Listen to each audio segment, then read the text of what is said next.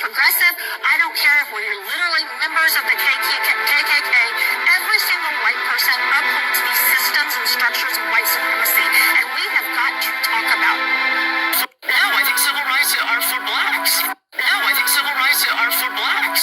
No, I think civil rights are for blacks. No, I think civil rights are for blacks. This is essentially the problem.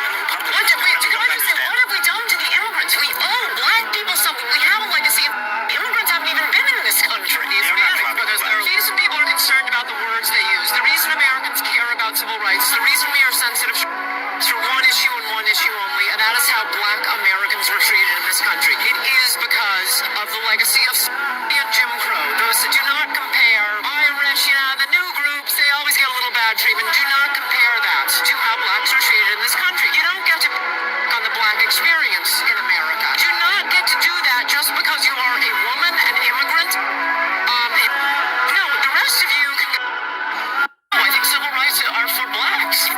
This is essentially the problem. What have we done to the immigrants? We owe black people something. We have a legacy. Immigrants haven't even been in this country. Because the reason people are concerned about the words they use, the reason Americans care about civil rights, the reason we are sensitive to one issue and one issue only, and that is how black Americans were treated in this country. It is because of the legacy of and Jim Crow. Those that do not compare Irish, the new groups, they always get a little bad treatment. Do not compare that to how blacks are treated in this country. You don't get to on the black experience in America. Do not get to do that just because you are a woman, an immigrant. No, the rest of you can go. If you seriously believe that 13% of the population and 50% of the crime, you need to get fact-checked, and I'm about to do it to you. In 2016, white people committed 70% of the convicted crime, and black people only committed 27%. Then in 2017, white people committed 68% of the reported crime, and black people only committed 26% of it. And in 2024, white people committed 53% of the reported crime, while black people only committed 25%. So this narrative on 13% of the population, 50% of the crime is wrong. You know who actually commits 50% of the crime? White people. But guess what stat black people are 13% of the population and 50% in? Exonerations. When they're wrongly convicted, all you're doing by spreading this fake fact is allowing more people to profile and be racist towards black people. You know what's the highest percentage of people who are victims of white people? Black people. And if you look at all the shootings, guess who are the shooters? White dudes. So let's all think long and hard on who actually commits 50% of the crime. Shout out to this kid. You could tell he was raised by great parents. And I know this is going to make a lot of racist white supremacists mad because y'all love to use this white supremacy talking points 1350, and you never want to show the actual evidence context of those statistics based on arrest, not conventions. This message is for crackers. This message is for crackers. This message is for crackers. This message is for crackers. This message is for crackers. This message is for crackers. 10 days after Kent State, police fired 150 bullets into a college dormitory, and America forgot. May 14th, 1970, Jackson State College in Mississippi. Students were protesting the Vietnam War and racial injustice when local police and Mississippi Highway Patrol surrounded campus. According to the President's Commission on Campus Unrest official report, officers opened fire on Alexander Hall, a women's dormitory, for 28 seconds straight. 150 rounds. Philip Lafayette Gibbs, 21 years old, was killed. James Earl Green, 17, a high school student walking home, was shot in the back. 12 others were wounded. The FBI investigation documented by the National Archives found students were unarmed. No weapons, no threat. Just black students exercising their right to protest. Officers claimed they heard sniper fire. The commission found zero evidence of that. Not one officer was ever... Did you know the federal government once spent $20 million to hunt down black people living freely in Florida? That's $600 million in today's money. In 1835, Seminole leader Osceola formed military alliances with escaped slaves. Together, they built integrated communities in Florida swamplands. Black Seminoles established farms, raised families, and formed military units alongside Native Americans. Southern planters watched in terror. These free black communities threatened their entire economic system. If enslaved people saw others living freely, mass escapes could follow. The federal government responded with massive military campaigns. Their mission was clear: recapture black people and destroy the refuge. Osceola was captured through deception during peace talks. He died in federal prison. Hundreds of black Seminoles were dragged back into slavery or forced to relocate to Oklahoma. This campaign established a federal precedent. The government would spend unlimited resources to prevent black self-determination, even if it meant destroying indigenous sovereignty. The pattern was set. Systems of power would mobilize against black freedom. No cost was too high to maintain control. The Seminoles are Reuben from the Northern Kingdom. The 10 lost tribes, one of those tribes are Reuben. Seminoles trace back to them.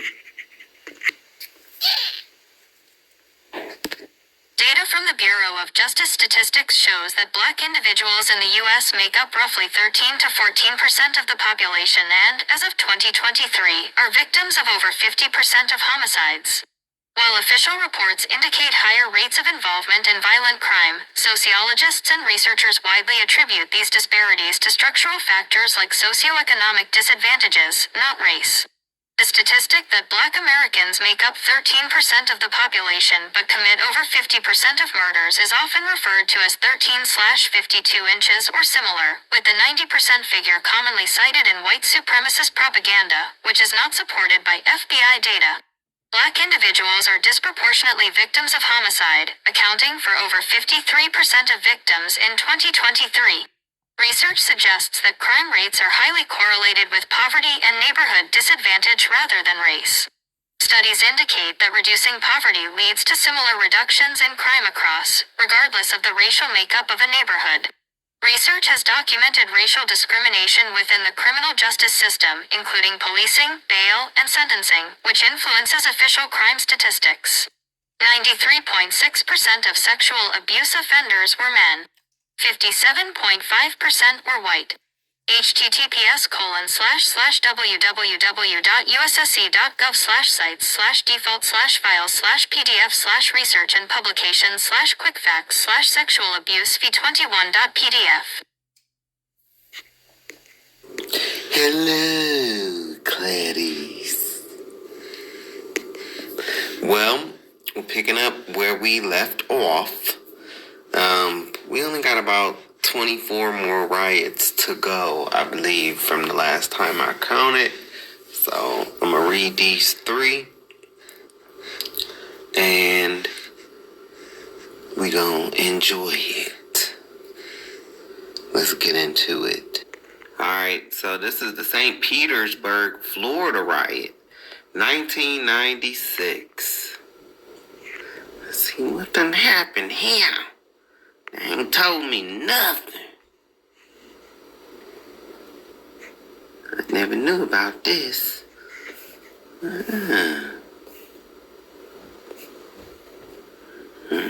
It's always a token.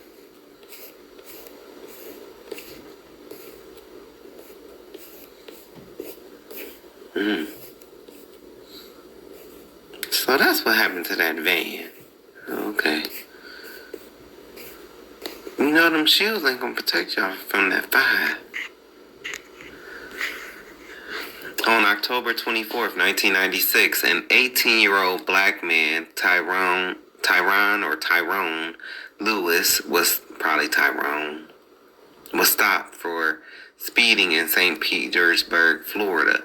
Witnesses claimed that a white police officer, James Knight, had pointed a gun at Lewis during the stop. Knight told Lewis to get out of his car and to place his hands on his head.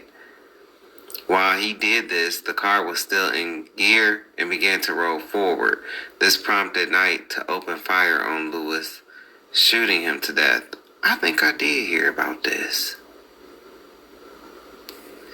While lesser known on a national level, the state of Florida's issue with race relations have been persistent throughout its history. What's known on a national level? We know how they treat them ninjas down there in Florida and how they still rep Florida. As a slave state in the Confederacy, federal troops had to force some plantation owners to free their slaves. In the 20th century, the divide between blacks and whites remained apparent. Many poor blacks worked in the tourist industry in St. Petersburg, but were forced to live at least a mile inland from the coast. Some communities near the city created sundown laws, which barred blacks from entering during the night. This climate led to a series of violent race-related incidents in the 1980s and 1990s. Among these was a riot in reaction to the Tyrone Lewis shooting. Unhappy with the lack of clear information regarding the police investigation into the Lewis shooting, a riot ensued near where the killing had taken place.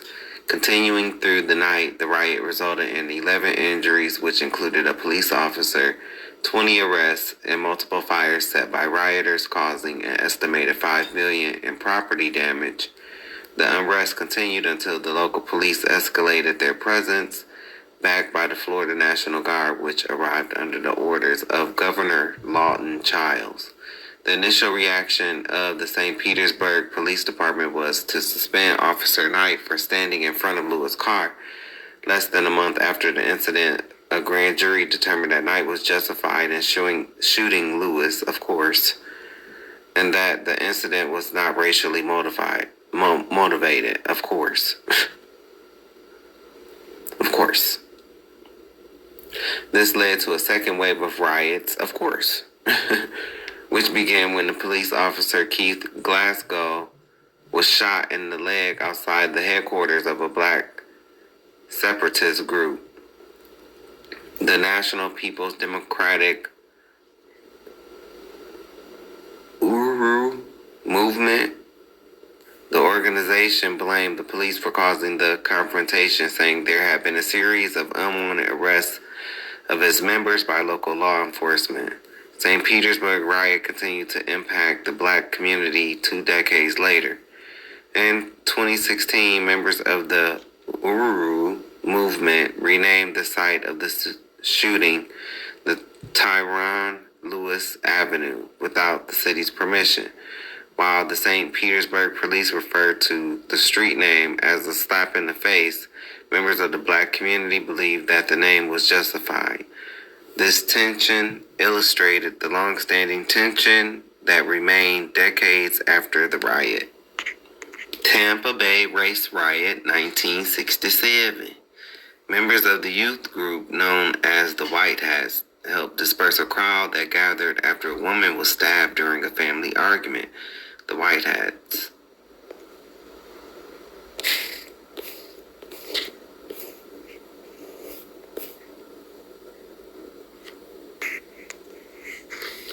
The Tampa Bay Race Riot was one of dozens of race riots that occurred in U.S. cities during the spring and summer of 1967. The riot took place between June 11th and June 14th, 1967, after 19-year-old Martin Chambers, who was a suspect in the robbery of a camera store in Tampa, was killed by Tampa police. Chambers was seen running from the police near Nebraska and Harrison Streets and was shot in the back by police officer James Calvert. He later died. Following the incident, a riot broke out along Central Avenue. On the afternoon of June 11th, Officer Calvert pursued Chambers and 2 other young men who he suspected had just robbed a local photo supply store. Calvert chased Chambers and shot him, claiming that he would not stop when ordered to do so. According to newspaper accounts, Calvert said he aimed for Chambers' shoulder but missed. When news of the shooting spread around the Tampa black community, black residents began a peaceful protest in the afternoon that turned to rioting and looting that night along Central Avenue, the heart of Tampa's local black community.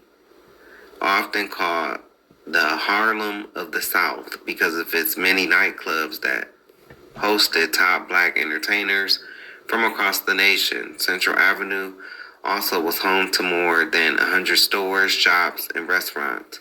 During the riot, arsonists specifically target white-owned Central Avenue businesses, while a crowd of 400 rocked an occupied police car yelling, "Kill them," until police reinforcements arrived. Another 100 people surrounded the Tampa municipal bus barn and threatened to burn it to the ground.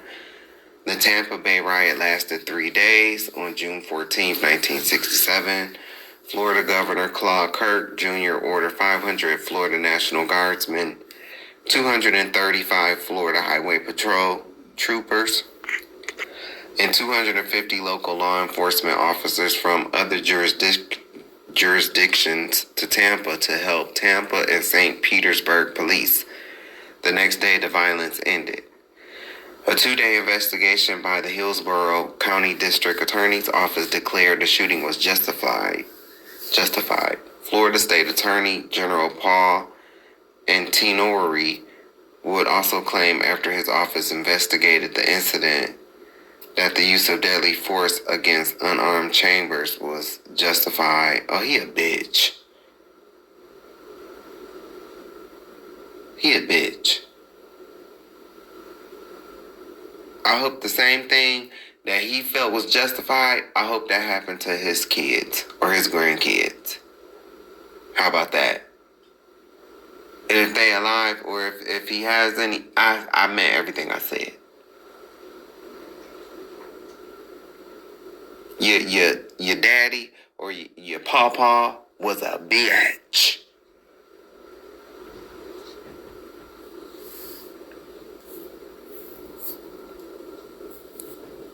Paul Antinori. Bitch ass. Although Chambers never experienced a trial for the camera store robbery because of his death at the hands of police, Antinori asserted that people who broke the law had to accept the risk that law enforcement would use force. Man, fuck y'all. We also accept the fact that you eat people too. Y'all motherfuckers be eating people. We accept that too. We accept the fact that y'all come from caves and have lice. We accept that too. Fuck out of here. Okay, Dayton. Okay, Dayton. You know, Dayton is boring. Now, you know, I'm from Ohio. And I always hear them talk about how live Dayton is, but baby, every time I went, it was definitely not fun. Boring.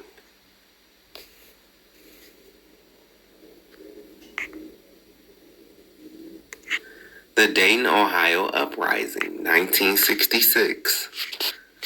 The 1966 Dayton, Ohio Uprising began on September 1st, 1966, after the murder of Black American Lester Mitchell by an unknown white assailant.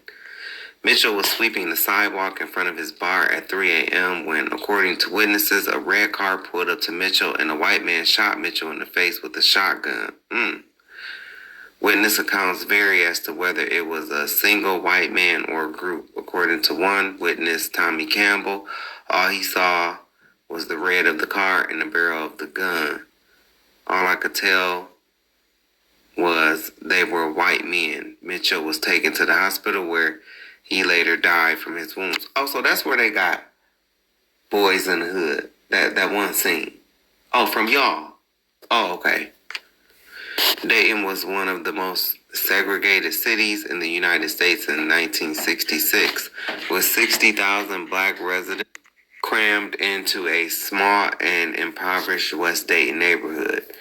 For years leading up to the uprising, black activists and community leaders complained about the issues facing Dayton's African American community, which included lack of quality of education, joblessness, poor housing conditions, and lack of city services. By 10 o'clock a.m., looting, rioting, and violence has spread throughout West Dayton. Groups of rioters threw rocks, bottles, and other projectiles at buses and cars carrying or being driven by white people, and according to press reports, yelled, "Kill, kill, kill." A 40-year-old, man, the fuck out of here. A 40-year-old white truck driver was injured when a rock was thrown through his window, breaking his jaw. Ooh. At approximately 10:30 a.m., Dayton Mayor Dave Hall, who was on the scene at the riot, asked Ohio Governor James Rhodes to call out the National Guard. The governor complied. City officials and police, anxious to end the rioting, armed themselves with shotguns confiscated from local pawn shops. By 3 o'clock p.m., approximately 1,000 Ohio National Guard troops arrived, but by then most of the rioting had subsided. There were numerous injuries and more than 500 arrests. City services were briefly suspended, trains were rerouted, and police estimated property damage to be about $250,000 or $1.9 million in today's dollars. Most of the businesses that were damaged and looted were black-owned. Sometimes that's the only thing that I don't like about, don't damage our stuff, dummies. Don't damage our stuff. Duh. Existed, so there is some historicity in the New Testament. So when we do Acts 13 and 1, it says, now there were in the church that was at Antioch certain prophets and teachers, as Barnabas and Simeon, that was called a nigger, and Lucius of Cyrene and Manaen, which had been brought up with Herod the Tetrarch and Saul. So from a historical perspective, the first century Jews are being called nigger. Now, I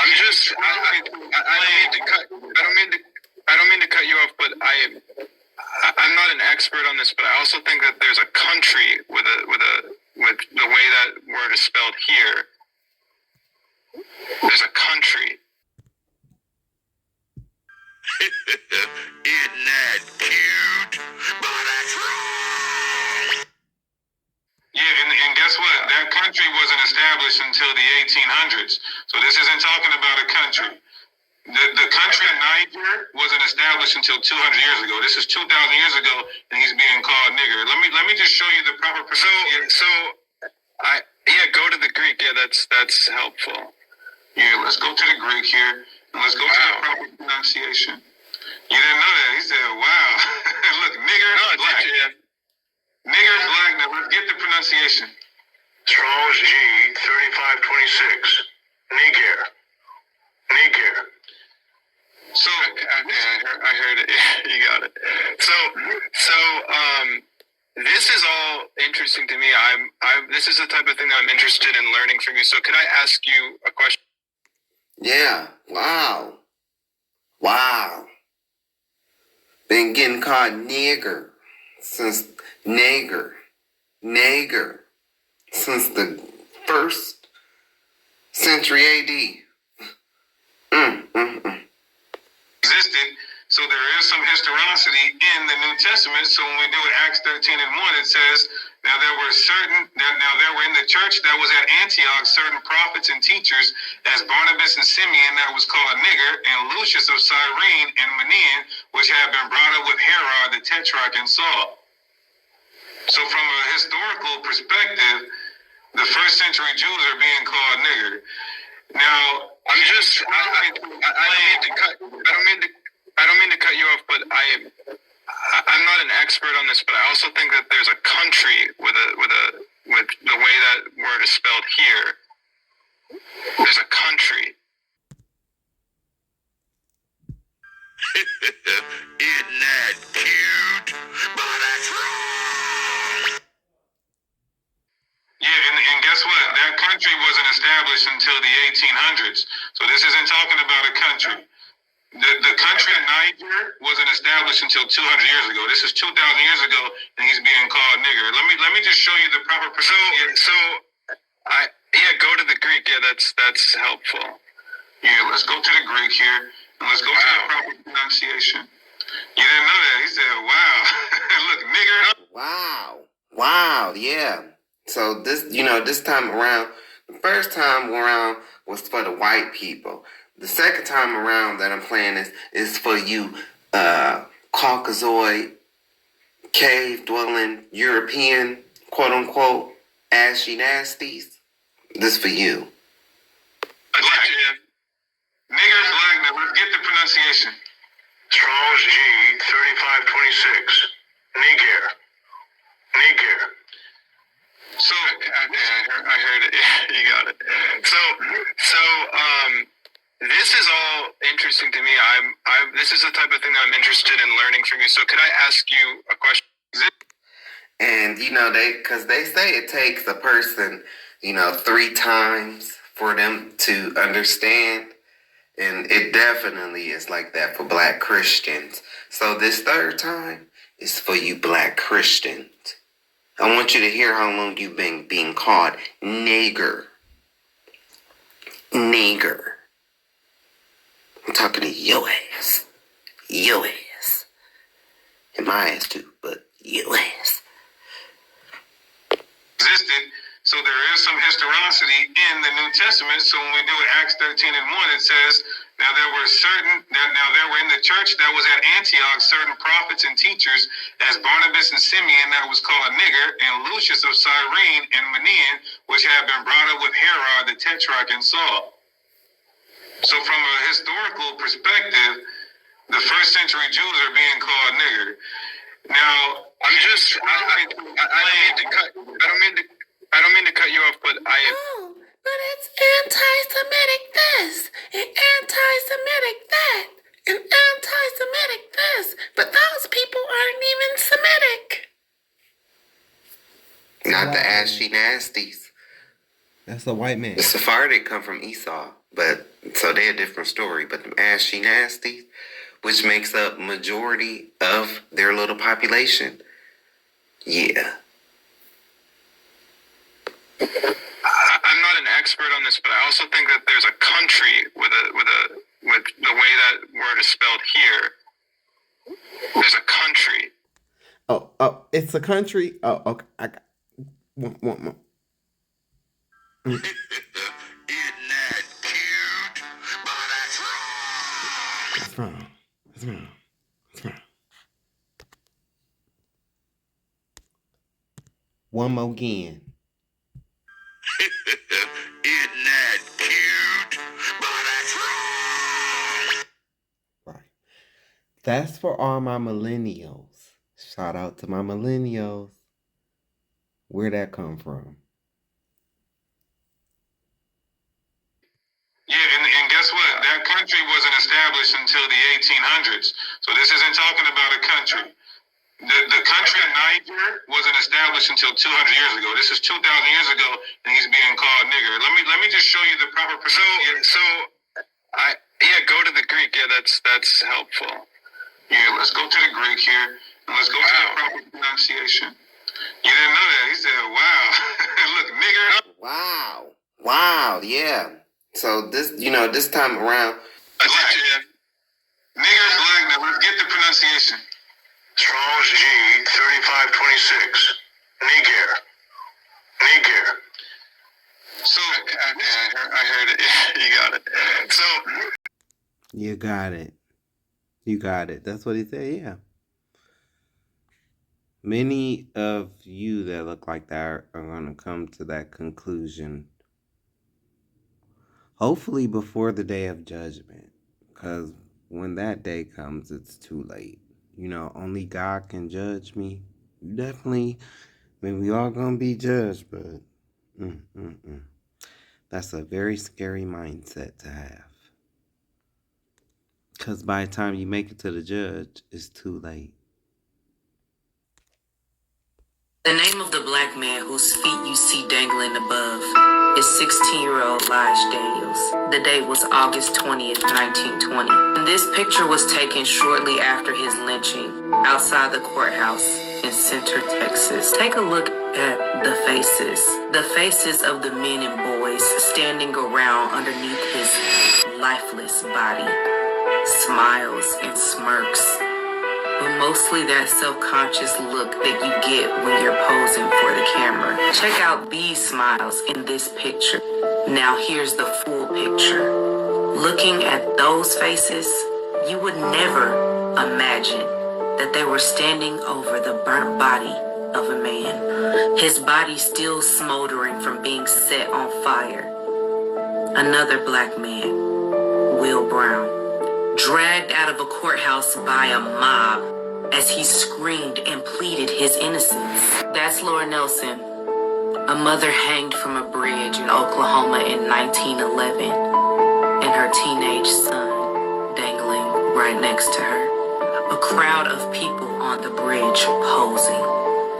See, between the 1880s and the 1940s, lynching was not just a form of racial terror. It was a public spectacle, like watching a sport.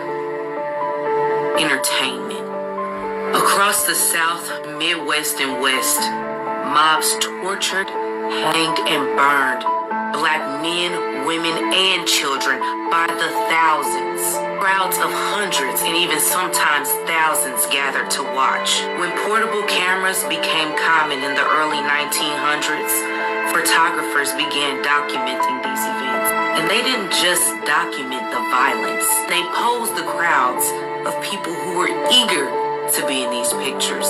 They captured images of murder and sold printed copies as souvenirs. These photographs were turned into postcards. They were mailed across the country to relatives and friends. The U.S. Postal Service delivered them without restriction. There were hundreds, and in some cases, thousands in circulation. 1908, the Postmaster General finally banned postcards depicting lewd, obscene, or indecent images. But the photographs still circulated underground, sold privately or passed hand to hand as tokens of white racial dominance. It was July 25th, 1946, in Walton County, Georgia, just 60 miles from Atlanta. Two black couples, George and Mae Murray Dorsey and Roger and Dorothy Malcolm, were tied up, dragged from their car, and shot over 60 times by a white mob of 20 to 30 men. Dorothy, she was 7 months pregnant. They killed her and her unborn child. This wasn't 1865. This was 1946. In suits and ties, in broad daylight, and not a single arrest was made. Here's the why behind the murder. Roger Malcolm had been accused of stabbing a white farmer during an argument. He was arrested and held in jail for 11 days. A white man named Lloyd Harrison, Malcolm's black employer, bailed him out. On the way home, Harrison drove all four of them into an ambush. He claimed the mob stalked the car out of nowhere. But let's be honest. How would a mob know exactly when and where to intercept unless they were tipped off? That ambush wasn't random. It was a setup. They were tied to a tree, lined up, and gunned down execution style. More than 60 bullets. Even Dorothy, 7 months pregnant, was shot multiple times. One account said the lynchers tore her unborn baby from her body after she died. And what did the state do? The FBI investigated. Over 2,000 people were interviewed. And guess what? No one was ever charged. Not a single man was brought to justice, even though the whole town knew who did it. So why does it still matter? Because the Moores Ford lynching wasn't just about race, it was about control, fear, and power. It was a warning to black folks that freedom had limits in the South, even after World War II. George Dorsey was a veteran, fought for this country, and they killed him like an animal. Dorothy and Mae were just women trying to live their lives. Roger was not even proven guilty. But none of that mattered, because in America, being black was the only crime they needed. Now let's be clear, this wasn't justice denied. This was justice deliberately avoided. J. Edgar Hoover got involved. President Truman got involved. There was a national outrage, and still nothing. Every witness stayed silent, because in Georgia, white silence was protected and black life was not. Now drop a black fist in the comments and share this with someone who needs to hear this Black History gem. Alright, so picking up, the next three that we're going to read is number 127. The Harlem Race Riot of 1964. Number 128, the Jersey City Uprising of 1964. Number 129, the Martin Luther King Assassination Riots of 1968. Which is, I've talked about Martin Luther King a few times. But we're going to keep talking about Martin Luther King.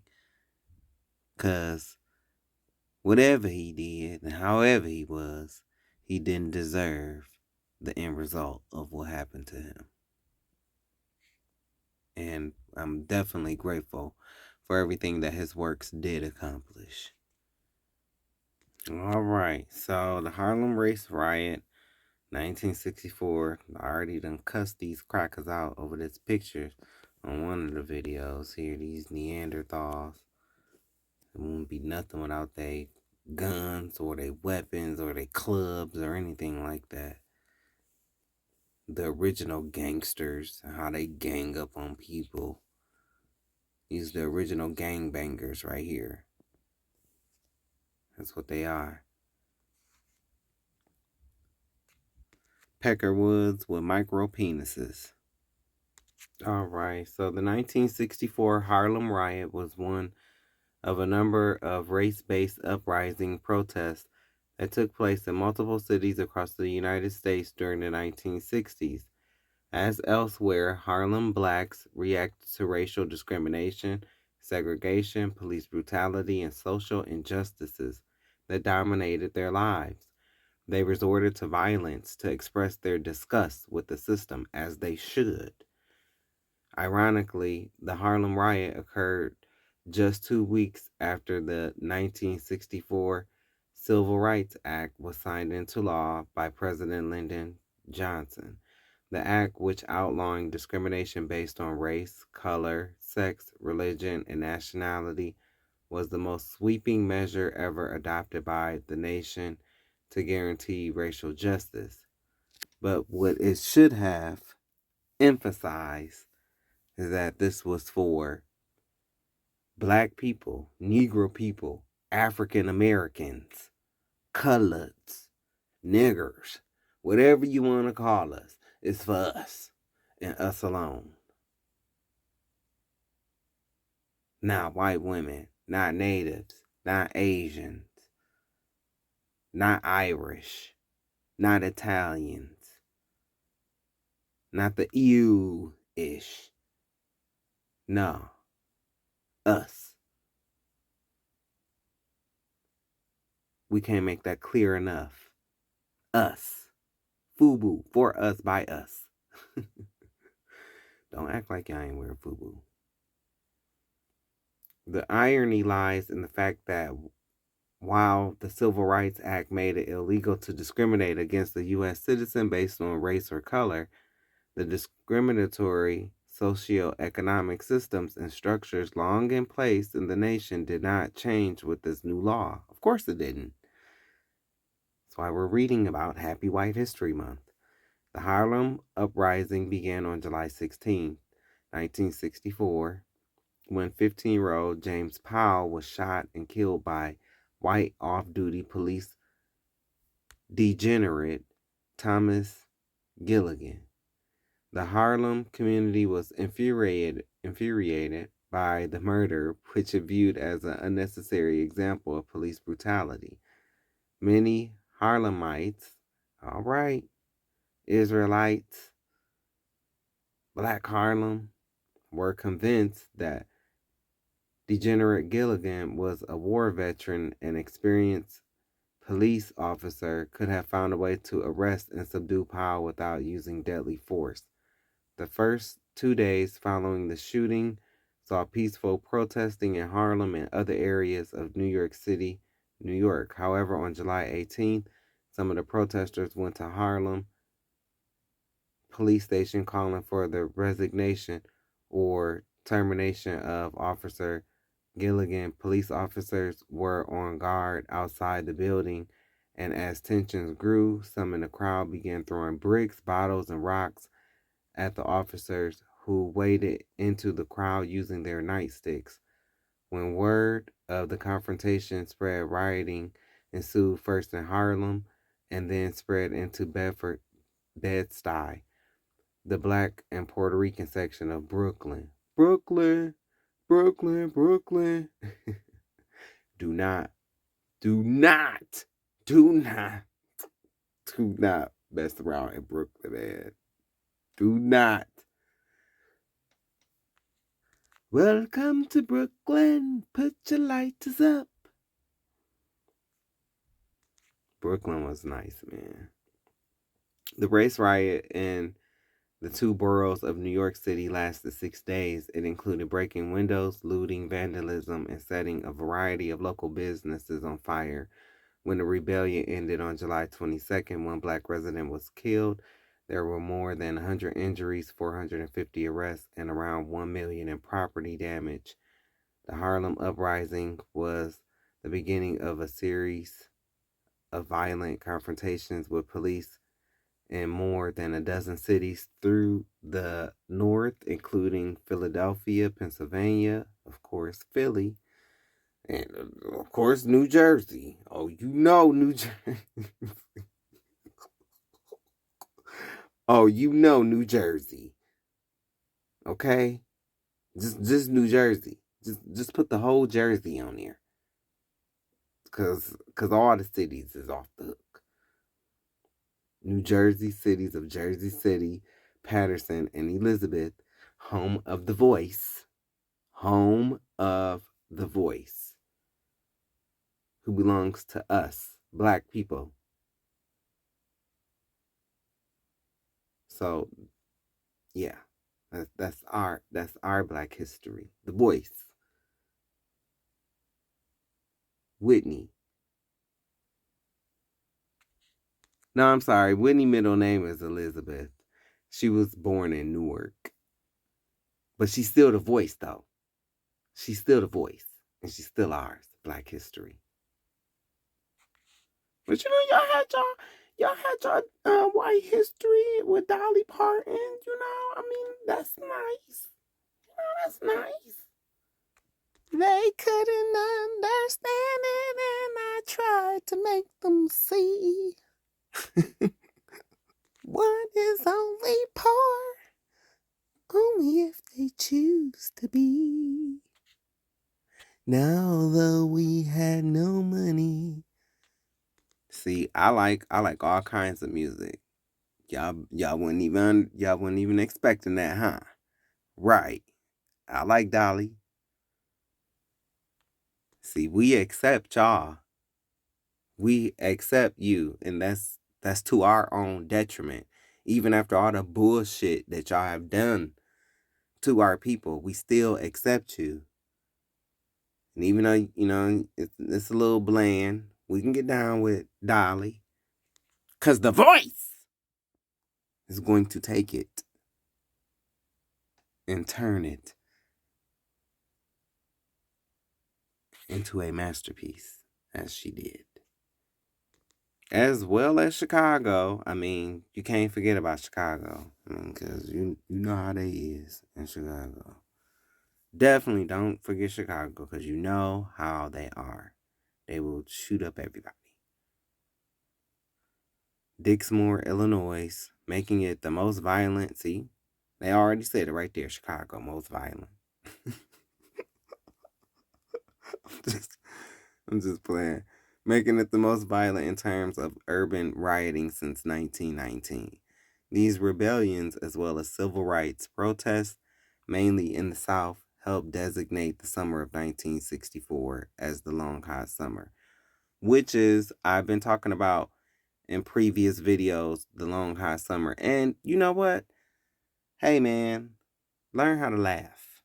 Learn how to laugh. This stuff is very depressing to read at times. It's very depressing. And sometimes as you sitting here reading some of this stuff that you might have heard about, you know, you heard people talk about it in school, and some of this stuff, you know, I've never heard about. Like, I didn't know about those 21 boys that was left in that school, you know, they burned, you know, they left them in the school. 21 of them. I didn't know about that. A few things I didn't know about.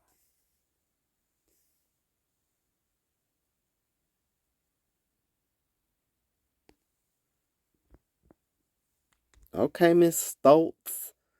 The second person I've read from this. Stoltz is currently a master's student studying in the Department of Pan-African Studies at Syracuse University with a specialized concentration in art and community development. She began her undergraduate studies at Howard University, where she studied political science with a concentration in community development. After studying abroad in Strasbourg, France, she decided to transfer to Syracuse University to complete her degree. While at Syracuse, she was a peer mentor, tutor athletes, and won first place in the Winston Fisher Seminar Business Plan competition. She has been interviewed and featured in Femme Noire, a magazine that covered the ventures of Black women on Syracuse's campus. She has also showcased her art in various exhibitions in the Syracuse community, including I Too Am American. Well, I butchered that. Including I Too Am American, a gallery exhibition at the Community Folk Art Center. Okay? Go black girl, what you gonna do? Go black girl, what you gonna do? Go black girl, what you gonna do? Go black girl, what you gonna do? Let's celebrate Miss Stoltz, honey. Injustice. But violence proved inevitable. In Maryland, police dogs used to disperse a more unruly demonstration inflicted many bites. Several demonstrators were arrested.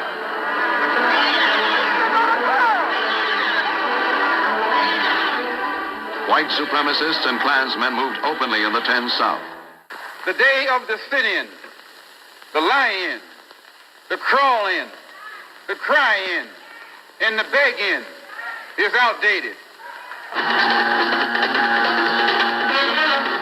Midsummer brought to the sweltering Negro areas of the North a new phase of racial relations. In Harlem, the funeral of a teenager who had been shot by a policeman set off demonstrations against alleged police brutality. The demonstrations rapidly degenerated into wanton looting and rioting. The violence spread like plague to other northern Negro communities.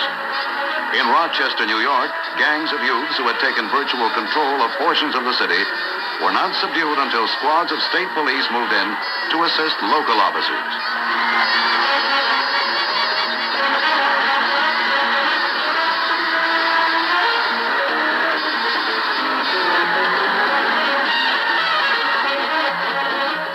Racial awareness in 1964 had reached deep into the subconscious of white and Negro alike, revealing unsuspected depths of bitterness.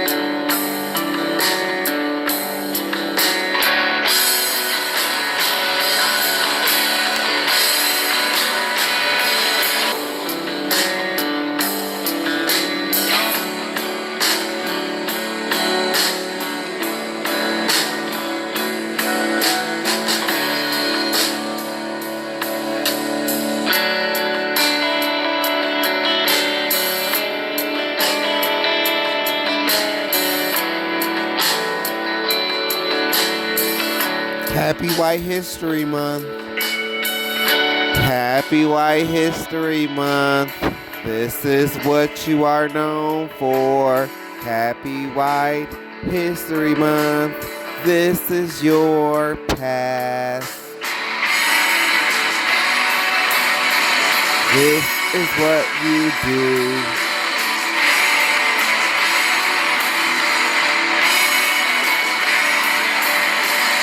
1964 Civil Rights Act ended legal segregation and discrimination based on race, color, religion, sex, or national origin.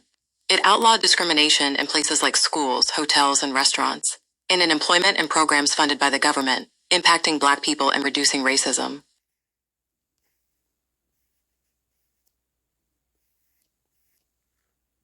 The Jersey City Uprising of 1964.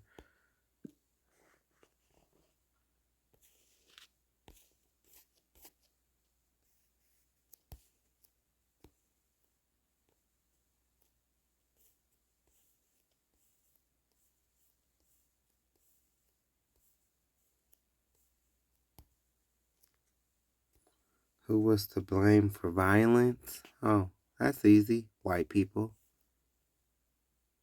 They who to blame for the violence. They who to blame for the looting and the rioting and the stealing and the pedophilia and the eating of people. But, it's a different topic. The 1964 Jersey City, New Jersey uprising began August 2nd and lasted 3 nights until the morning of August 5th. The uprising began in the predominantly Black neighborhood of Lafayette in Jersey City after police arrested 26-year-old Black American Dolores Shannon for disorderly conduct and being drunk in public. Another Black American, 34-year-old Walter Mays, attempted to intervene in Shannon's arrest and was arrested himself. The arrest of Shannon and Mays initiated the uprising. Witnesses immediately began accusing the police of brutality, and the violence broke out between groups of Black youth carrying bottles, rocks, clubs, and gasoline bombs, and the police. An estimated 800 African Americans, Black Americans, looted through rocks at passing vehicles and attempted to pull people out of cars during the first night of the riot. Hey, that's what y'all did, right? That's the exact behavior that you inflicted on these people, and these people learned it from somewhere, and they turned around and did it when they got mad, just like how you would do it to them when you got mad. Isn't that called learned behavior? And since you counted these people as animals, don't your animals learn how you are, your cues, and especially a lot of you white folks, y'all like to sleep with those dogs and those goats. So, I know you have that going for yourself. But, yeah. That's learned behavior. Approximately 150 police armed with shotguns and 38 caliber handguns were dispatched to end the rioting.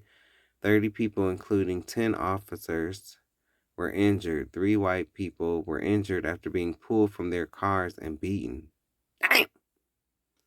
Jersey City Mayor Thomas J. Whelan took a hardline stance against the young thugs as he looked at himself in the mirror.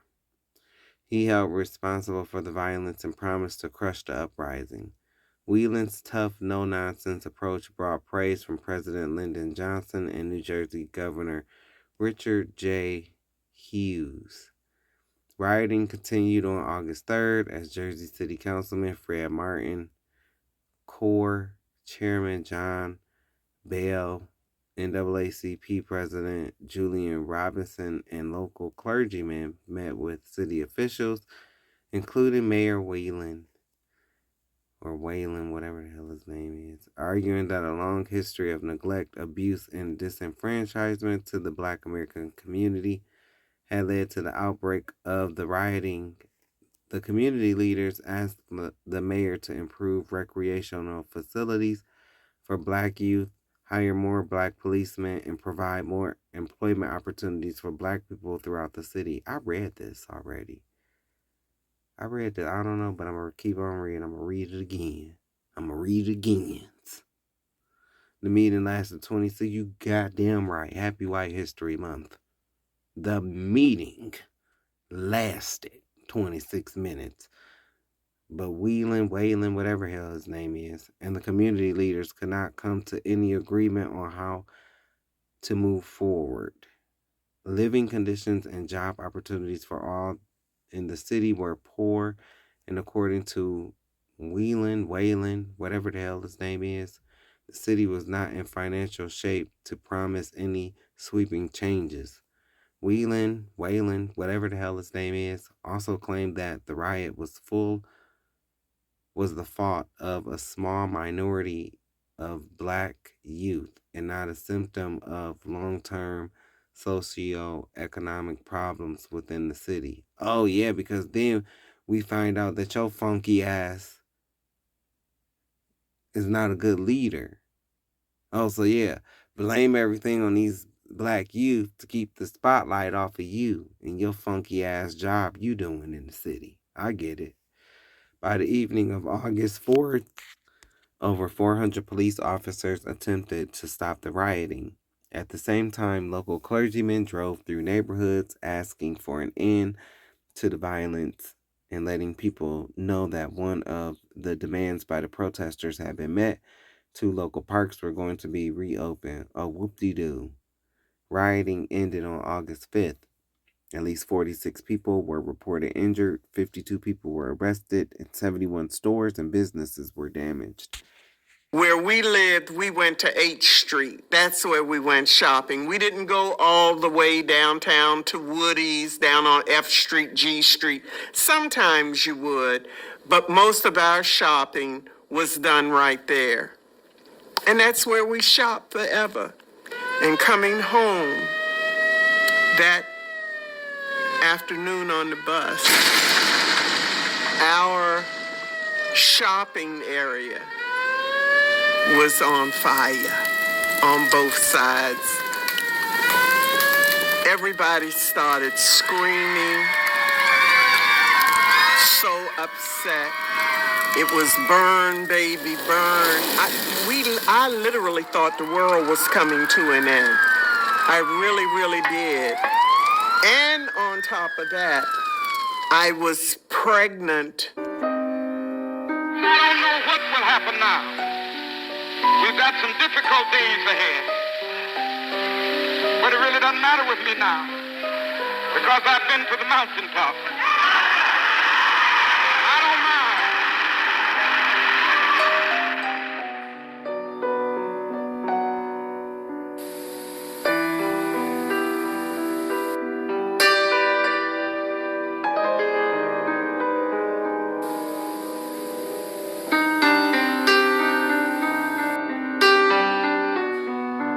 I remember when we were first made members of the Civil Disturbance Unit, we were taken down to this big CDU storeroom where all the weapons and the chemicals and the tear gas was stored on shelves. Were telling us, there was enough tear gas there to control any kind of a demonstration or riot.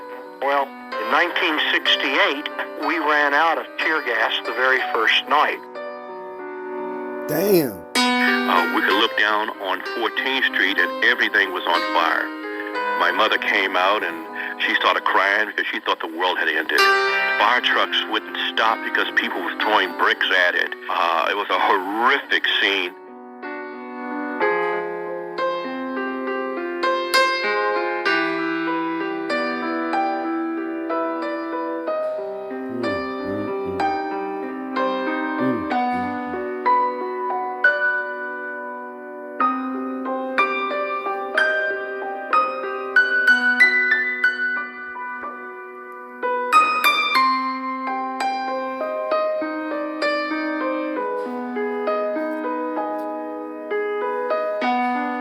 Happy White History Month. And I've seen the promised land. I may not get there with you, but I want you to know tonight that we as a people will get to the promised land. Tomorrow marks 50 years since Martin Luther King Jr. was assassinated in Memphis, Tennessee. In the days following his death, violence broke out in cities across the country, including right here in the nation's capital. Bruce Johnson talked to people who lived through that tumultuous time to tell their story of what happened after Dr. King was shot. Only way we can really achieve freedom. Oh man, I was angry. Yeah, I was real angry. I don't want somebody to pay. Is to somehow conquer the fear of death. The last thing he said to me was, "Don't ever hang up your marching shoes." And then the next thing you know, he got killed the next day. For if a man has not discovered something that he will die for, he isn't fit to live. Someone rushes in the door and says, Dr. King has been shot. And it shocked me so, I just screamed. I was headed back home to my mother's house. This would have been that Thursday, right before Palm Sunday, and I was going to have dinner, and I heard on the radio that he'd been shot. Moved here in January. Dr. King got killed in April, and looked like all hell broke loose. when Dr. King was killed, we all went to the streets. If you were a teenager, and I was certainly a teenager back then, I was in the streets, not here in D.C., but in my hometown. I didn't burn anything down, but my friends certainly did. We were all out there. And if the National Guard, who were at the end of the block, had decided to fire into the crowds, they could have hit any one of us. We didn't care. There wasn't no crime. Right. Everything just got out of control. Just combustion. Just things happening. Yeah. Then they brought in the National Guard, and that made it even worse. Well, it's a couple of guys that grew up with me that ain't here no more. They got shot going in and out of stores. You could sort of smell it in the air. Walter Washington was mayor of D.C. He eventually became the city's first elected mayor. He imposed a curfew, but not before, get this, 13 people killed, 1,000 people injured, over 6,000 people arrested, and the property damage in the billions of dollars. After the sadness, frustration, and anger set in, and I believe the first brick was thrown in the People's Drug Store at 14th and U. Virginia Ali today is probably one of the best-known people in all of Washington.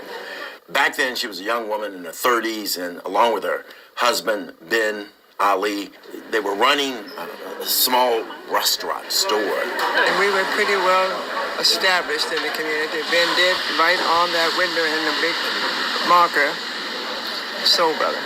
Soul Brother. Yeah, that identified us as a black-owned business.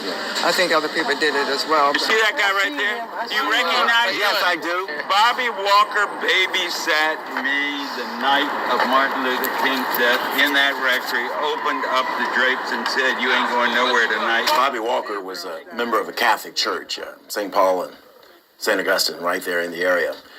And when the riots broke out, he immediately, with some of his friends, surrounded the church and the pastor there, Father Ray Kemp. The kids from the neighborhood would not let the priests go out and see this because they didn't want anything to happen to us. How long were you hunkered down here About, at St. Augustine? we walked out at 2 a.m., 2:30 in the morning. There were flames licking the sky. It felt to me like we had been bombed along 14th Street.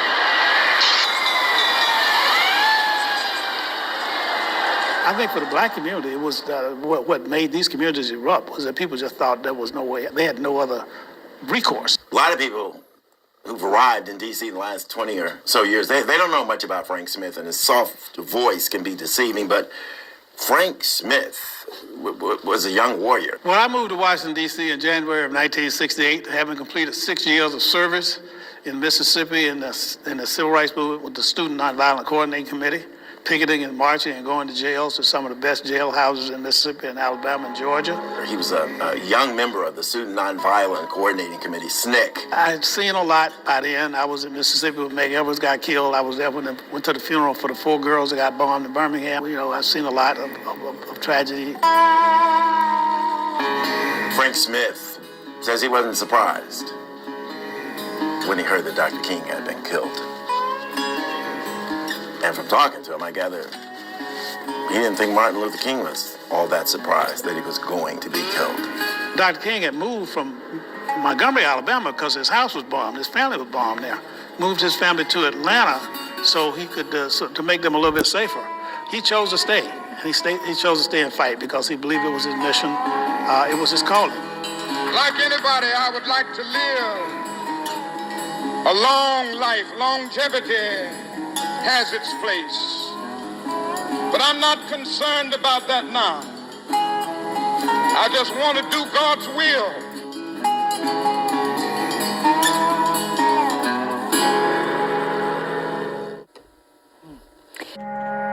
We were very active and fought a lot of fires, but this was beyond the norm. We'd be fighting a fire in one building, and one store or two stores up from us, you would just hear like glass break and explosion, and fire would be shooting out of the building. The crowds were pretty much hit and miss. It was kind of gut-wrenching to me personally to see, people looting the stores and grocery stores and appliance stores and things like that. Of course, the main thing for the police was to control that, restore crowd control, and to protect property and lives wherever you possibly could.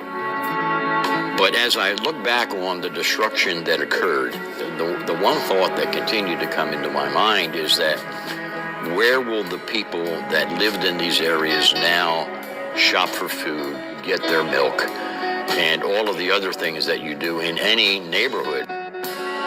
We had no food. You didn't think of that. We didn't have time.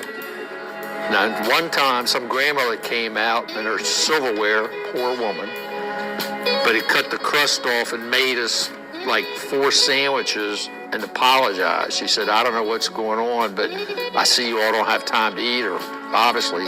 So like for 12 hours, that's all the food we had. But what a sweetheart lady coming out in the streets under these circumstances. It was quite an experience to go through.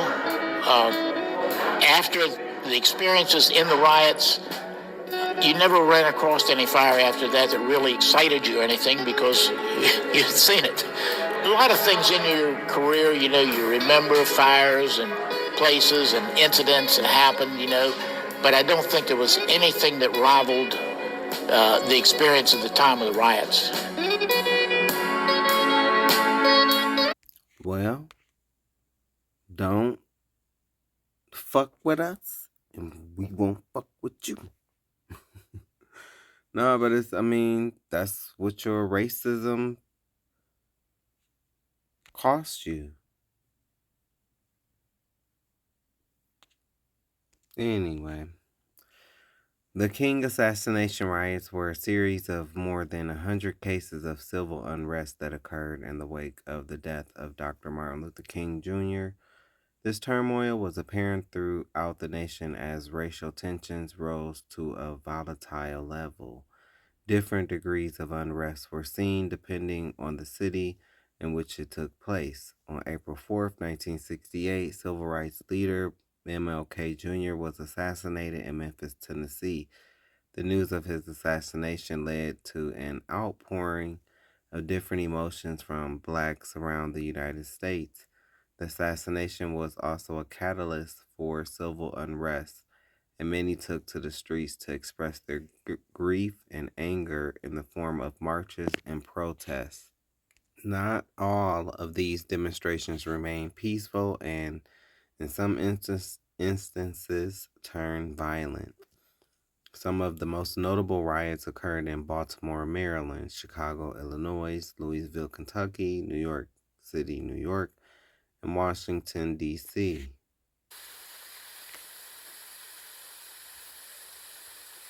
This is in Baltimore. You know how they use.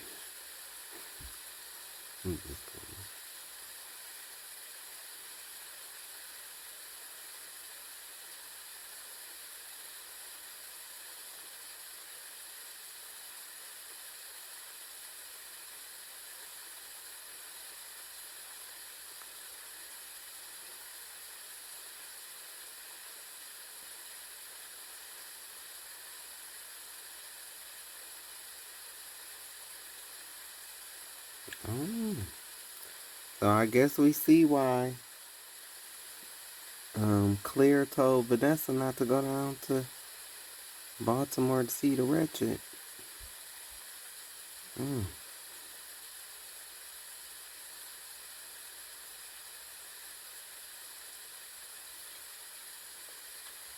You hear about it, you see on television in other cities, but you never think it's coming to Baltimore. What was your reaction to what happened last night? Well, my reaction to this, I think it's awful. Because Martin Luther King, he built up something for the Negro. But this that happened all last night, the Negro has torn down his imagination of what he spent all of his life to build up. And I don't think it was right. If they were intending to show or moan or anything for him, what they should have done is went right on, moan for him, show him that they were not for violence either, because he built his life around nonviolence. That's the way I feel about it. We have taken the following steps to firearms, ammunition, flammable materials, and liquids in Baltimore City and Baltimore County. The sale of alcoholic beverages is also banned in Anne Arundel and Howard counties.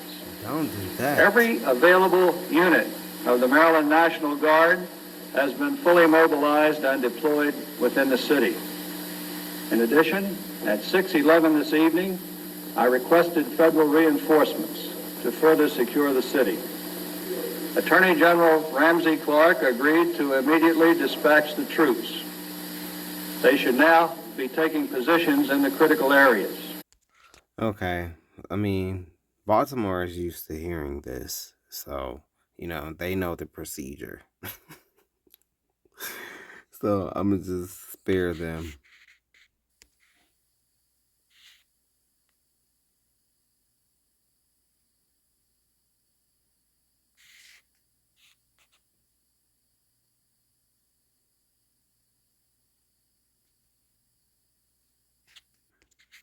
Them Baltimore people did not play.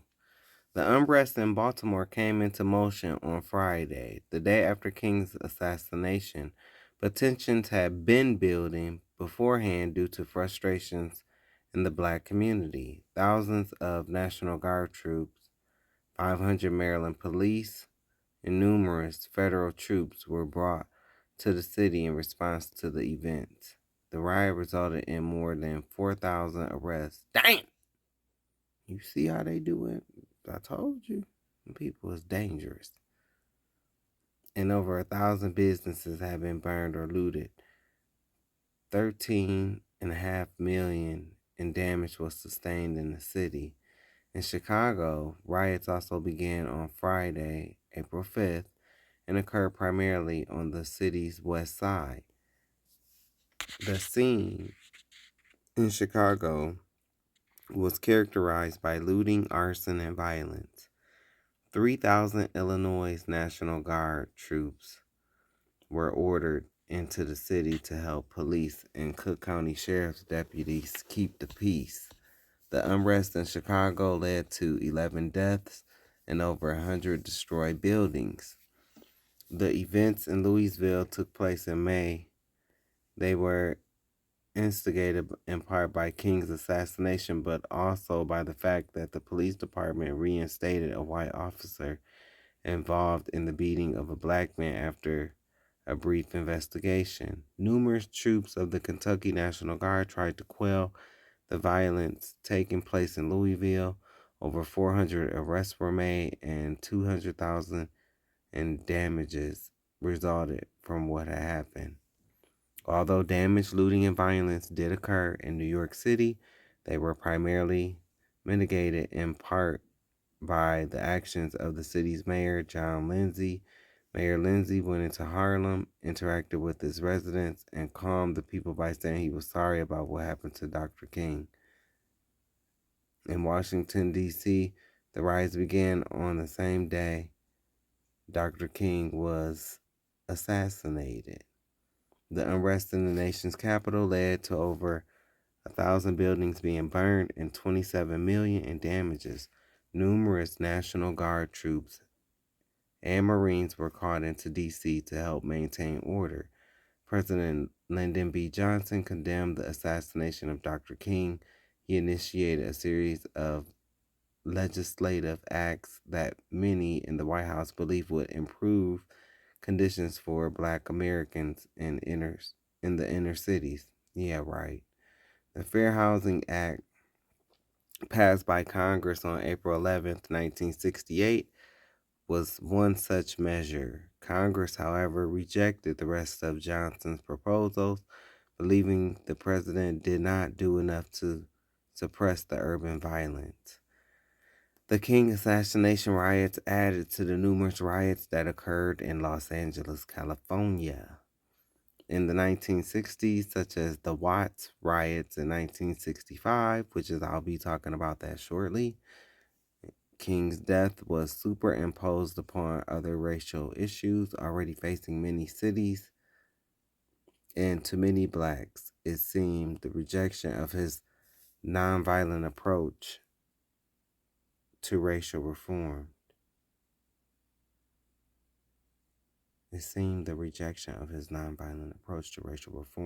However, the damage in the wake of King's death also damaged many cities' economies. As a result, thousands of jobs were lost, crime increased, property values decreased, and most Black communities were even more isolated from the rest of their cities than before the violence. On this episode of Happy White History Month, yay! What did these people do so great? Let's talk about something that should make every taxpayer in this country furious, because what just came out in the Doge depositions is one of the most reckless things that we've seen happen inside our government in a long time. 2 former employees from the now disbanded Doge were recently deposed in a lawsuit. Don't he look like he just be looking like tubular? Tubular. Far out, dude. Well, I don't know. He also, right now, he kind of looking like, this is my last resort. This is my last resort. Ah! That's kind of how he's looking right now. But if he wasn't, when he first got into this, it was pretty much tubular. That's so cool, dude. Far out. By academic organizations.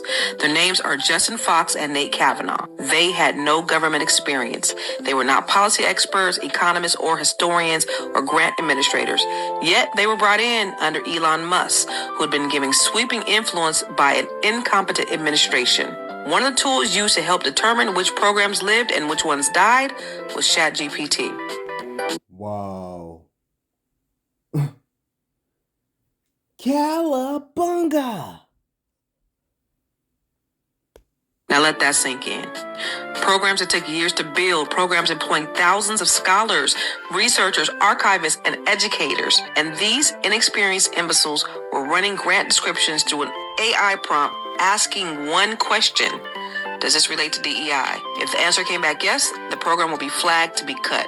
These projects with words like black, race, gender, minority, inclusion, equity. And so in just 22 days, roughly 97% of the endowments were terminated. And the NEH alone had over $250 million in active grant funding. Across federal agencies, hundreds of billions of dollars in grants and contracts were slashed under the banner of eliminating waste. The ripple effect was massive. Universities lost funding, museums lost funding, historical archives lost funding. Hundreds of thousands of jobs tied to federally funded programs were affected or eliminated. And when Nate Kavanaugh was asked during his deposition how he categorized some of these programs, he admitted that he labeled them craziest. Craziest. Far out. Tubular. And Justin Fox was asked to describe DEI, and he struggled to even define it. A man. I just knew. I hate black people. That's all I know is I hate black people. They used to stuff me in the locker, man. And he used to make fun of my pretty hair and how it's feathered and how I look like a little fairy. And Brian Boitano looks more masculine than me, and I look like I like figure skating and want to be the next figure skater, and I'm mad because I got rejected for Twilight. I should have been Edward Cullen. Fuck you niggers. Deposition, how he categorized some of these programs, he admitted that he labeled them craziest. And Justin Fox was asked to describe DEI, and he struggled to even define it. A man helping dismantle an entire program as he couldn't clearly explain the concept and what he was supposedly eliminating, but he still had the authority to destroy him. Doge was supposedly created to reduce the federal deficit. That was the justification. But despite eliminating massive amounts of funding and triggering widespread job losses, the federal deficit did not decrease, it increased. So the programs were destroyed. People lost their livelihoods. Historical research was disrupted. And look who was in that line. Bob and Karen. Bob and Karen. You was the one that was affected the most. Talking about a cut your nose off to spite your face moment. And the very goal that was used to justify the entire operation was never achieved. This was reckless. That's who it affected the most. Them two right there. Bob and Karen. Well, I mean, yeah, it's going to affect black people, but see, we survivors. And I've seen tons of stories with elderly white men and women sitting there crying because of what Dump in the White House did. To say the least. And it tells you everything that you need to know about leadership. A good girlfriend once told me that the most dangerous person in the world was an ignorant motherfucker with power. When an incompetent president hands massive authority to a billionaire who bought and paid for the election, this is what happens. Chaos and absolutely no improvements to the deficit they claimed they were trying to fix. It's arrogant, it's irresponsible, and that's exactly what happens when someone who knows nothing about government is put in charge of it. Now drop a black fist in the comments and share this with someone who needs to hear. This song was a banger. I scammed MAGA for 30 bands. I got the money and ran. Charlie Kirk is dead now, so we clap our hands and we do the money dance. Black MAGA conservatives like him is really a prime example of them being a sellout and pretending support MAGA for views and money. Look at this guy's views. Pretty good. He was getting donations by MAGA, and, he was lying that his family disowned him for, because he supported Trump. And the whole time, he was never disowned. He just did it for clicks and views and money. And Republicans fought for it. I've been trying to tell y'all, white Republicans, man, these black conservatives MAGA that you watch, large creators, they're doing this for the check. They're doing this for the money. They don't believe any of the things they're saying. Do you really think they really support a racist in the office? Like, come on now. They're doing this for money. And I don't even like MAGA. I just like Trump supporters and everything. Come on. But if y'all gonna keep on for it, this is up to y'all. This man really scammed y'all $30,000 to pretend to be a MAGA and lie that he got disowned by his family. That's why I don't really take any person of color that supports MAGA seriously, because I know they're doing this for views. I know they're doing this for a check. Because they know being a black conservative, since the man in the office is a racist and faced a lawsuit because he didn't want black people living in his building, they know they're going to get called Uncle Toms. They know it's going to get them engagement for being a MAGA, literally. What's the difference between the Nation of Islam and the Black Hebrew Israelites? Boy, if you don't get your pewter hobbit, cave dwelling, elf looking ass up out of here. These people have all these little talking points like this, right? Looking like this little elf, fairy, whatever the hell he is. And his people have went land to land, robbing, pillaging, raping, murdering. Stop it. The Black Hebrew Israelites are not responsible for mass murders of people. You motherfuckers are. Can't say that about you, Muslims, because you know, kind of, you know, you're on your own. And plus, there was no Islam before the 7th century anyway. There was no Quran. All of that was invented by the Roman Catholic Church. People that look like you. Now go burn in the sun. Praise God. See, this is proof that y'all was lied to as well. You wouldn't be for desegregation at all then, would you? No, I think segregation is a prophecy. What about this business that a lot of people say about being created equal? What's your feelings about that? I don't think they are. How so? Well, I can't quote what I know. Well, may I ask where you know it from then? From the Bible. Women. See, well, she mustn't know shit because she don't know that she's Esau.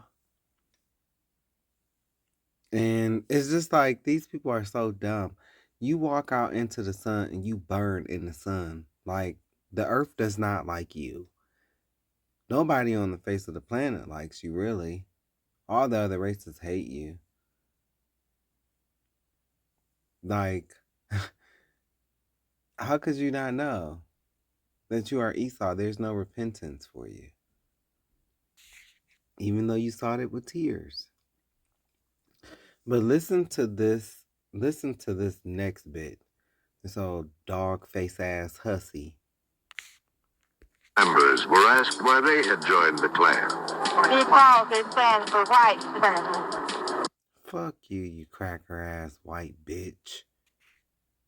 Go burn in the sun. Or better yet, go get fucked by one of them goats. Or one of them dogs. How about you? Same here. Me too. We have absolutely... See? All y'all ready to get fucked by goats and dogs. Same here. Right here. Yep. See? All three of you hoes. Fucking fake ass Sanders and sister bitches. No intention of integrating in the South those areas which have been segregated for at least 100 years. One of the fundamental basic foundations. Y'all had no problems with your living conditions when you were in caves. Now you done came out the caves and put on suits and act like you, oh, I can't live amongst. Y'all lived amongst goats and wolves and shit like that. You walked on all fours. Talking about you can't live next to. What you can't live next to is some kids. That's what you can't live next to with your Hester Chester asses. Upon which the relationship between the races were based. And all of a sudden, we are told by the Supreme Court that the whole basis for our society in the South has not only been wrong, but 100% wrong. They felt there was... Well, it is. Just like what y'all be doing to kids. Way of life, the whole framework of tradition in the tradition-minded South was being threatened by outsiders who had no rightful voice in their affairs. Again, political leaders rushed to the defense of segregation. Within the South, we must organize every county, every city, and every community.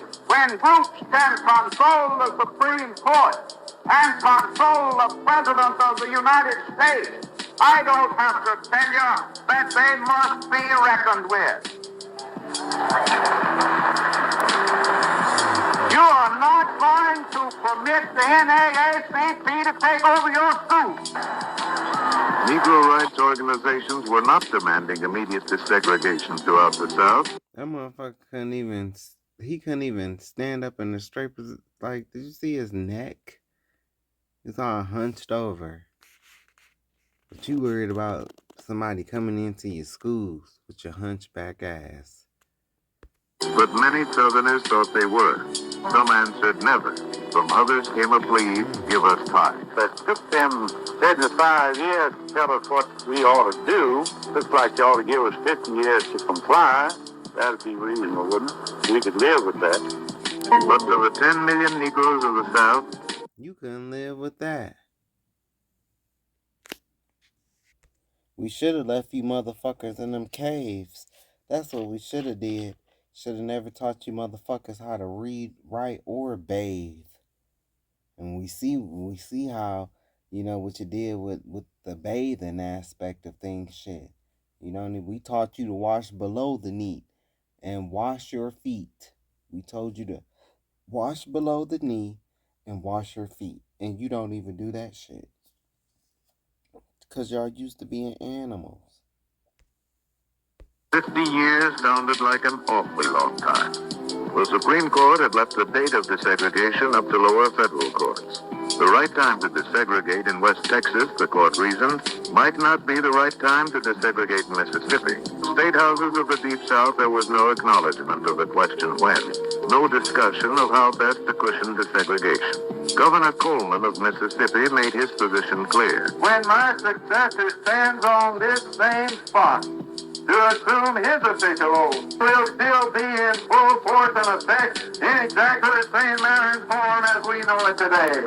God made us all, but there's two things that God never made. One of them's a mule, and the other one was a mulatto.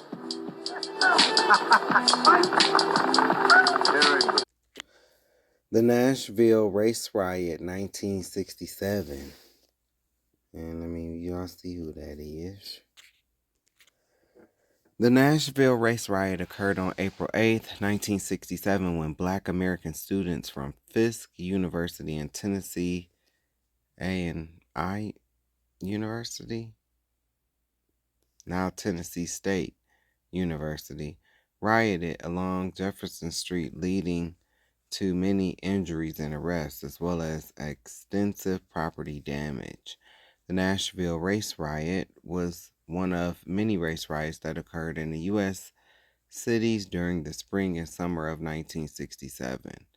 Some authorities incorrectly blamed the violence on Stokely Carmichael, later Kwame Ture, who came to Nashville to speak at Fisk University, Tennessee University, and Vanderbilt University. Fisk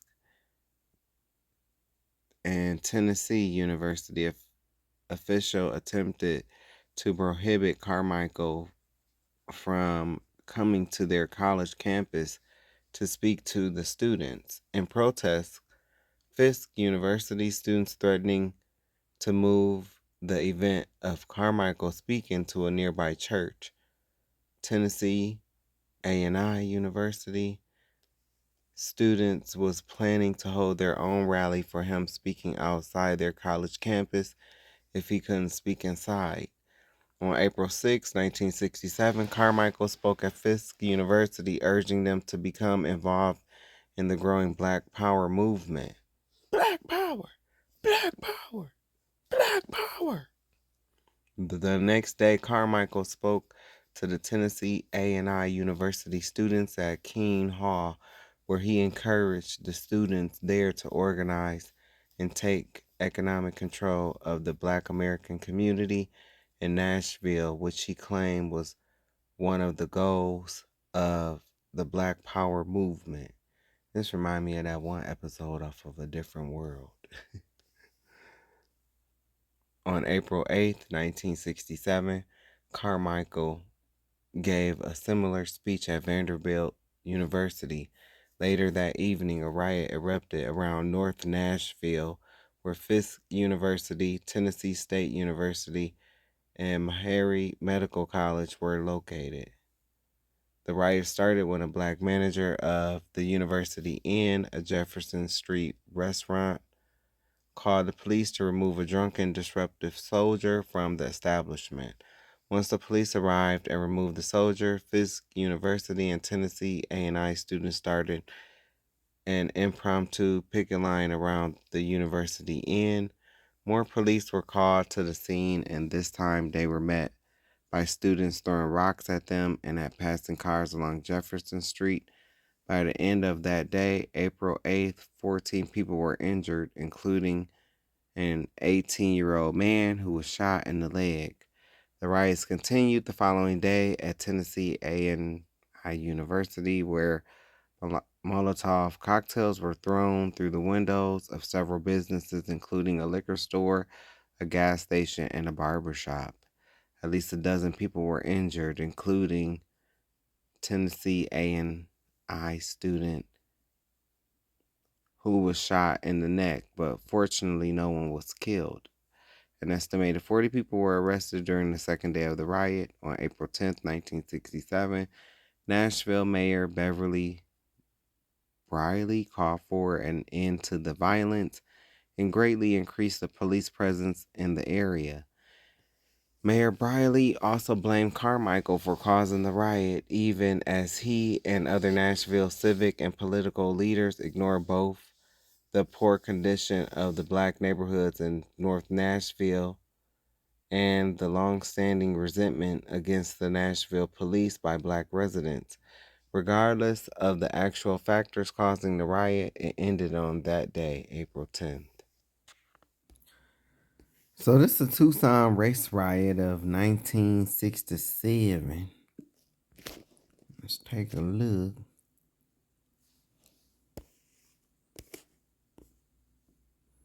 "11 new spacemen selected." What's going on at the time?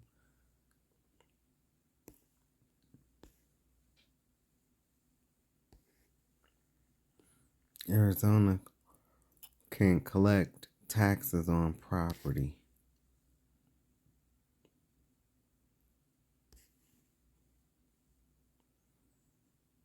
Mm. 600 planes bombarded North Viet.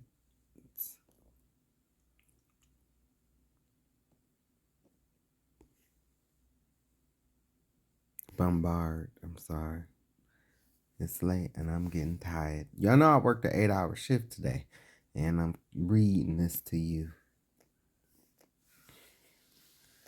I was really sitting up here debating, like, should I even read this? I'm like, cause Watts. Cause the next one is Watts. And Watts is kind of interesting. Because I know I want to show some videos. I'm not going to show no videos on this. I think this is going to be the next one. I mean, this is going to be the last one. Yeah, this is going to be the last one. Because the brother is tired, y'all. I'm genuinely tired.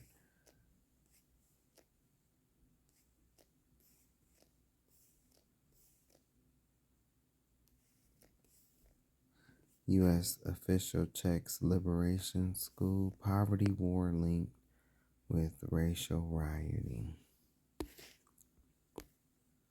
Identifies government employees.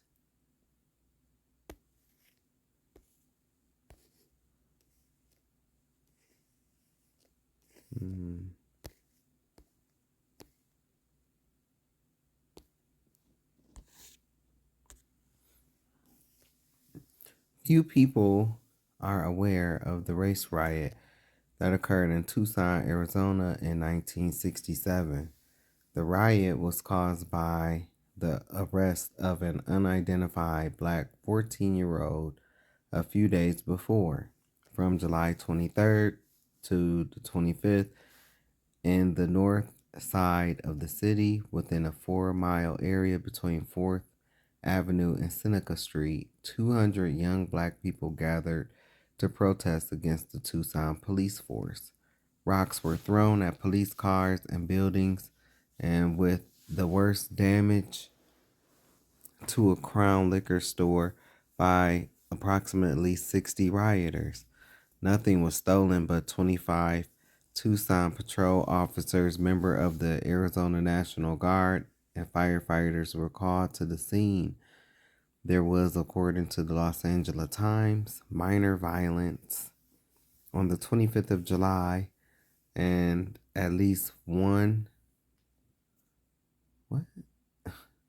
There was, according to the Los Angeles Times, minor violence on the 25th of July. At least one firebomb was thrown at a paint store, but no other major violence or injuries were reported. 2 people were reported injured on July 24th. Kurt Jackson, a cave dweller who had driven through the area, and an unidentified woman were both struck by unidentified objects, likely rocks, and suffered minor injuries. 2 arrests were made. James Brooks and Eugene Jones, 2 19-year-old black men, were charged with malicious mischief, and unlawful assembly. Brooks pled guilty and was sentenced to 150 days in jail. Eugene Jones pled innocent and was tried and acquitted in September 1967. 2 other juveniles, 13 and 16, were detained by police for throwing rocks at police cars and storefronts. The rioting in Tucson slowly petered out on the morning of July 25th, but began in Phoenix, Arizona, 116 miles north on the 26th. Petered out. It comes from Peter, which I think in the French form means to break wind. Peter means to break wind.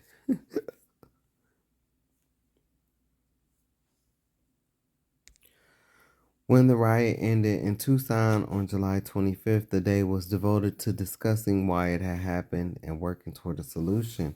A meeting between black community leaders and city officials took place involving Tucson City Councilman James N. Corbett Jr. and Kirk Storch, acting mayor, while Mayor Lou Davis was out of town.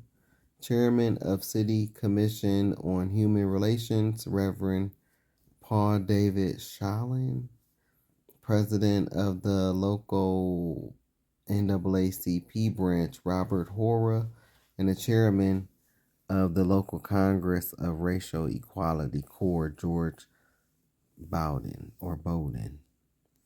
In the second meeting on July 28th, with black youth from predominantly black south side of Tucson, grievances were heard, including suspicion of the police, wrongful detainment, unemployment, and lacking public resources like youth recreation centers.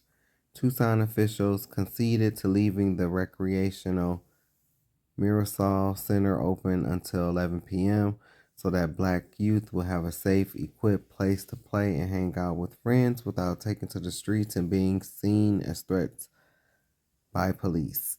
Tucson officials also created the Job Project, an anti-poverty program that hires 60 chronically unemployed people, focusing on heads of households, at least temporarily, with the possibility of permanent employment. Eventually, 400 jobs were developed to combat the city's persistently high black unemployment rate. Alright, so this where I'm going to end here, y'all. I hope y'all have a good day, a good night. And I hope that you are blessed, that you're eating good, living good, on your way to being good. And when I come back, I'm going to pick up at 1:32 and get as far as we can get, but I definitely appreciate your time. You know, just remember I didn't ask you for a dime, but I do thank you for your time. Thank you for your support, and I love you. Have a good night.